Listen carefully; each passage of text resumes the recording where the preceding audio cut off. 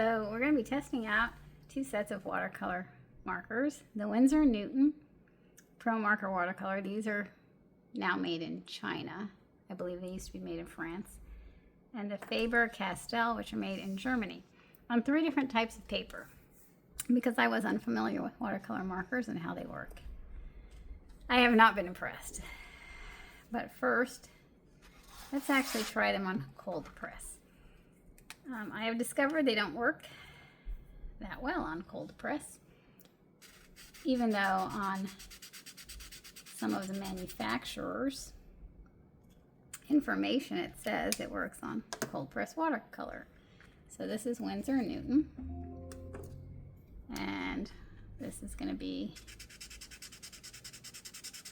Faber-Castell. You can already see there's a little bit of difference in the pigmentation. So let's get a wet brush here and try to get this to spread.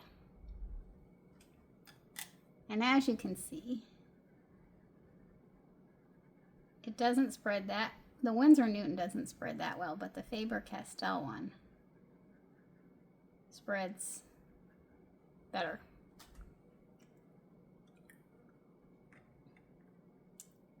And now we're going to try the greens.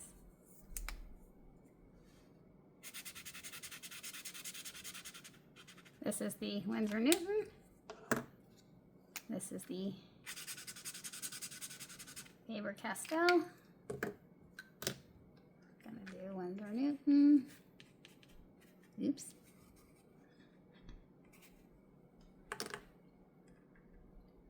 And we're going to use a different brush.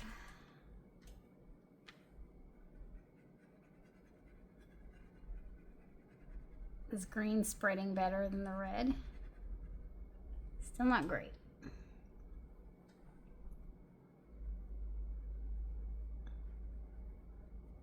Faber-Castell is not spreading all that well either. So both of these, not all that wonderful. All right, so now let's switch to a different paper. So this is going to be hot press. And I suspect it's going to work a whole lot better on the hot press since it's a smoother surface.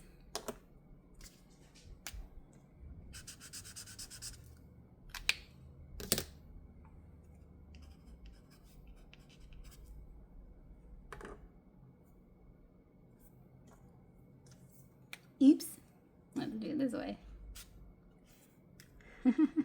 Today, my head is not in the game. Let's do it this way. There we go. Let's give this one a bit more juice. And then let's... There we go. I know I did this all wonky. There we go. All right, let's see what we got here. So this is Winsor Newton on the hot press. You can still see the mark beneath that. Faber-Castell, much better. You can't even see really the mark. Okay, let's go to the green. Okay, we're gonna try the Winsor Newton. Okay, I can get that to mostly disappear. Rinse off the brush, tap it out. And the Faber-Castell, I can get that to disappear completely. Okay. So now, we're gonna go with cellulose. I already tried this. I haven't tried the Faber-Castell on it though. So we've got the, here, let's stick with our pattern. I won't mess it up this time. Winsor Newton.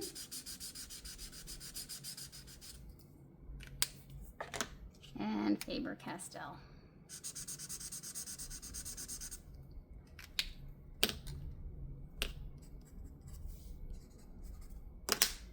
And let's see what we got. Winsor Newton. You can see this works much better on cellulose, but you can still kind of see that Winsor Newton. It really is kind of stubborn. I'm rinsing out my brush now, tap it out on a thing. Let's try the Faber-Castell, however. Much more easy to completely dissolve. So, definitely more soluble. Now, gonna try the green. Gonna try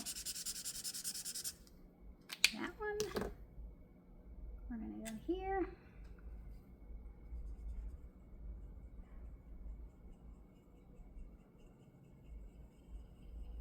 And still see it. Gonna rinse it out, tap it out. Faber-Castell. Can actually still see it a bit. It dissolves, okay. Let's see if I can get the other one to dissolve a bit more if I play with it. It's definitely not as soluble, this one. Now I'm mixing them. But, so I'd give the slight advantage to the Faber-Castell, but neither of these are all that great if you want to work on cold press. Or frankly, I mean hot press. Okay, hot press is better. And this, we got our cold press. So 3 different types of paper here.